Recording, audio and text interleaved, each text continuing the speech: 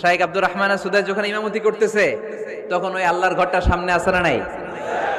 আপনারা টিভিতে দেখেন নাই? কাবা ঘরের সামনেই কিন্তু নামাজটা পড়ে। তো ওই আয়াতের অর্থ ছিল এই ঘরের রবের ইবাদত করবা, তাহলে রিজিকের ব্যবস্থা করবে কে? তো ওই ঘরের সামনে দাঁড়িয়ে উনি ইমাম, চোখের পানি উনি ধরে রাখতে পারে? ধরে রাখা সম্ভব না। এর কারণ অর্থ বুঝে।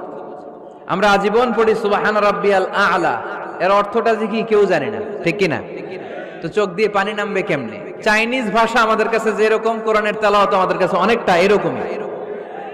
চাইনিজ ভাষার অর্থ জানি না, কোরআনের আয়াতের অর্থ জানি, কিন্তু এই কথা বললে কি আল্লাহ আমাদেরকে ছাড়বে?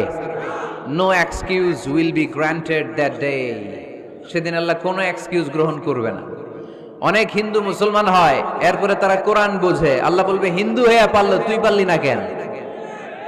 জোরে বলেন ঠিক কিনা? এজন্য অর্থ বোঝার চেষ্টা করতে হবে।